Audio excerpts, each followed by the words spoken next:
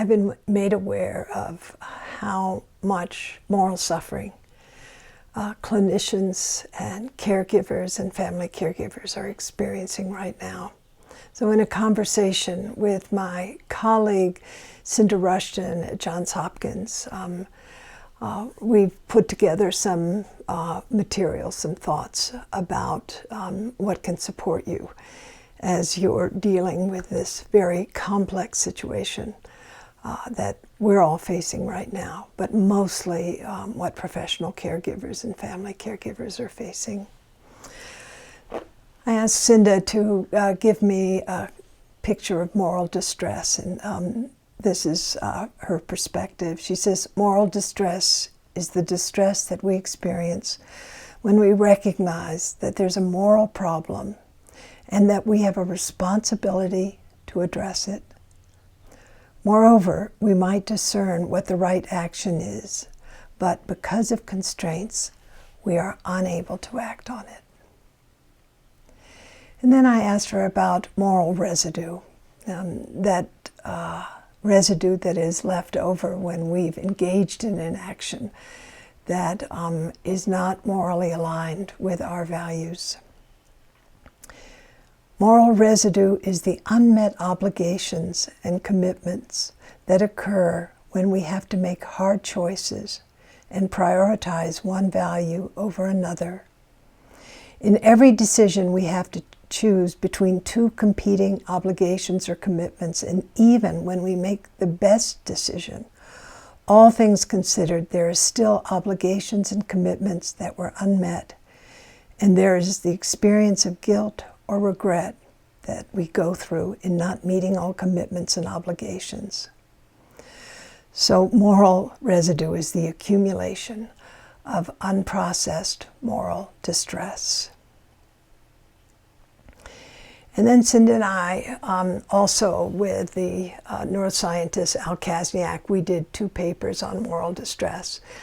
And we tried to identify some strategies that would help us work both with moral distress, moral suffering, and as moral injury, as well as with moral residue. And I'll just share a little bit from these papers, and also my conversation with Dr. Rushton. One of the ways that we can transform moral distress is to actually monitor our somatic response. So it's our capacity to really bring awareness to the body and to recognize the sensations that accompany both positive or aversive responses that we're experiencing. And as well, we learn a lot from the body, tracking our somatic experience. And one of the ways also that we can get grounded is by doing, for example, a practice like the body scan. For example, bringing our attention to the sensation of our feet on the floor, and then moving up through the body, part by part, and then going back down to really get ourselves grounded.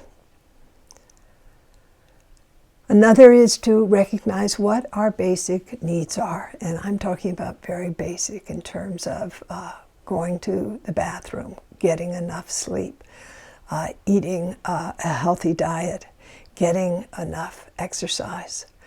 This is also something that George Crucis, the endocrinologist, has written a lot about. What makes for good health, and that is addressing just the basics of life in a very concrete and practical way. And having a plan often is helpful. Being able to commit to practices, healthy practices that enhance our immune response and enhance our mental well-being. Cinda, Al, and I have also talked about the value of mindfulness practice in terms of stabilizing attention and also enhancing our prosociality, our capacity to be in connection with others.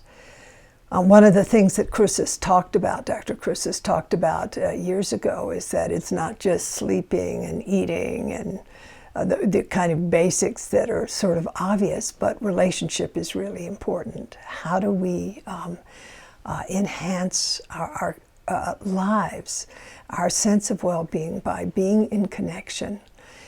And right now, during this crisis that we're in with social distancing, how do we stay in connection while having appropriate social distance? Another strategy that we think is very important has to do with the cultivation of emotional intelligence that goes along as well with our altruistic or compassionate intention. Both of these are important resources for us as caregivers. So it's to remember that our connection with others should be kind and civil and constructive and honest and basically tender. And that our capacity to really touch into our unselfishness, our altruistic motivation, becomes a kind of resource in our felt experience, but also our values that can enhance our sense of well-being and as well of purpose. Another important capacity is our ability to distinguish ourselves as distinct from others so that we don't over-identify and go through vicarious suffering when others are suffering. And also, in distinguishing self from other, it also means that we don't want to objectify the other. So it's that very fine balance between over-identification and objectification, and being aware of that. We recognize, for example, from the work of social psychology and also of neuroscience, that this over-identification can cause very profound distress. And that ability to make the distinction between self and other downregulates us so that we're able to respond compassionately. Another important capacity is our ability to recognize those situations or conditions which trigger us. And that recognition is often based on our experience to detect our somatic response when we're in the presence of conditions which are triggering. In relation to this, it's to recognize when we're in states of empathic over-arousal, when over-identification has happened, and we can experience ourselves as somatically and emotionally distressed, but also ungrounded. It's as though we've lost our ballast, and we're going into states of moral outrage, or states that are disallowing connection, where we're avoiding the person emotionally or in terms of our presence, or we're just numb, we've shut down, or we're engaging in strategies that are called selfish prosocial behavior. We're acting in a caring way, but it's really to manage our own discomfort. Another is to understand that we want to enhance what we could call the zone of resilience, our capacity to actually meet difficulties in ways that are balanced. And so pausing before entering a patient's room, learning how to work with the in-breath as a way to stabilize, or allocating our attention to our feet on the floor as a way to enhance ourselves in getting grounded. Another track is around the development of moral character. That is, to have the capacity to be morally sensitive, to discern as clearly as possible when there's an ethical or a moral conflict, or when things feel as though they're not aligned with our values, and to be able to discern as efficiently as possible when that lack of alignment is present, so that we don't move in the future into overwhelm. In relation to the experience of pausing, we want to consider ways for us to pause so we can reflect and engage in inquiry, and to develop and refine the skills of moral reasoning, and to foster systems around us where we can explore issues related to ethical concerns and dilemmas. And here's some other suggestions that Dr. Rushton and I came up with as we were exploring this question recently. To actually be in touch with our self-talk, the narratives that are going on inside of the mind, that we repeat again and again, where we're railing against the reality of a situation. And to be able to see that our distress over the situation has a basis in that reality. At the same time, it's paralyzing us or causing us distress that makes our capacity to be present more difficult. And how important it is to go back again and again to our intention, our motivation for engaging as a clinician or a teacher or a caregiver, to remember we are there to serve. And that altruistic intention is a profound resource for us. And often we have to reset our expectations. Sometimes we have an expectation of an outcome that we feel is deeply beneficial, but that expectation can cause futility in us or push us to actually engage in actions that are heroic and potentially harmful. So it's to really evaluate our expectations.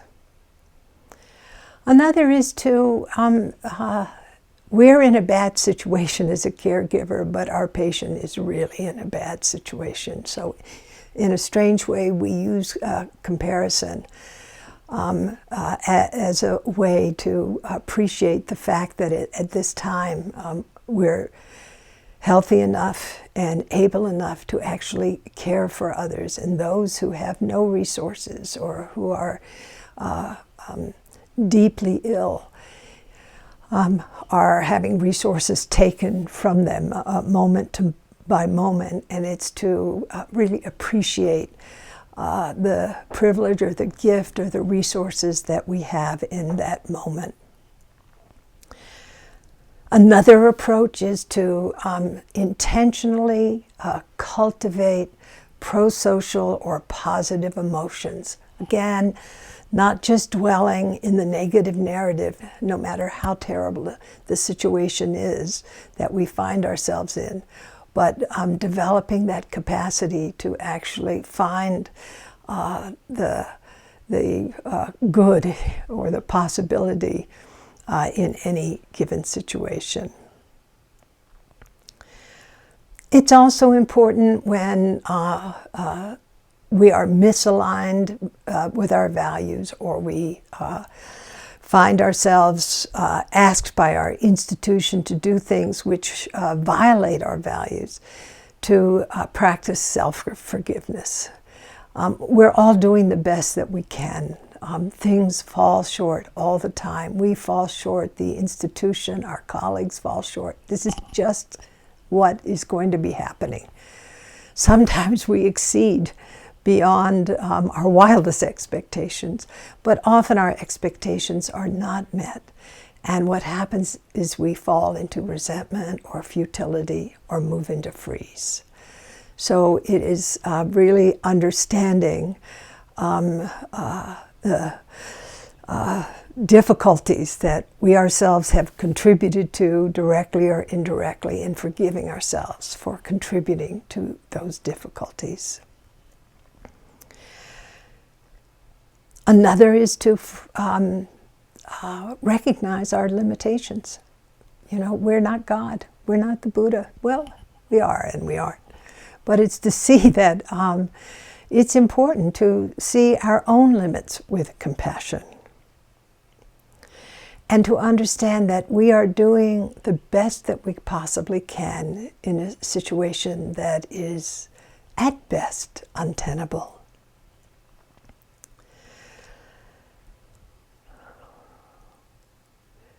And then working with moral residue.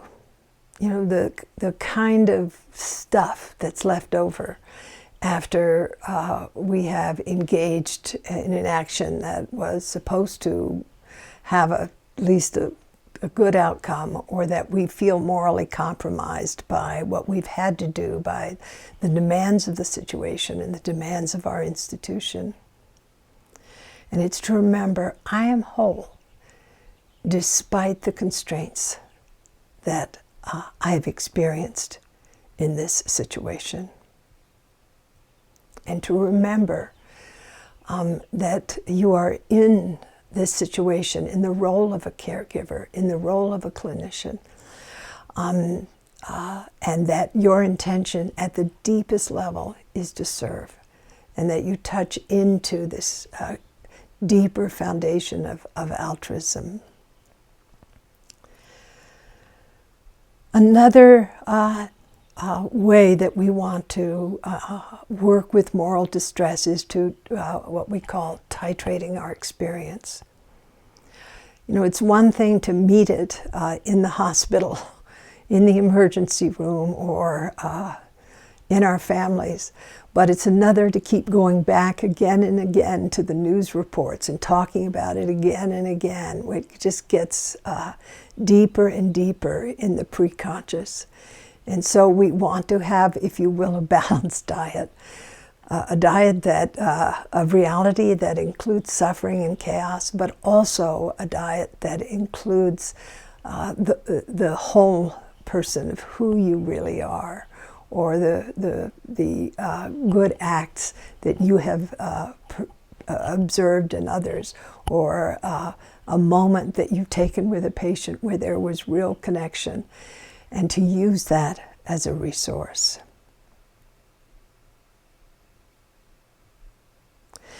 And to recognize sometimes we have to make really hard choices. And those choices, whether they're choices that we make from our experience, knowing that there will be serious moral residue afterwards, or that the institutions or the families that we're part of are asking us to make, that we are doing the best that we can to end suffering, to be of benefit. And at the same time, the choices we make are not always the choices that we would make in the future. So these are just some of the ways that we can work with moral residue, and we can work with moral distress. And knowing that our connection with others, our capacity to share with others the challenges that we're facing at this time, it's really important that we not isolate ourselves, that we make connection, that we find collaboration, and that we seek moments where we are being deeply understood and cared about and cared for as well. Thank you.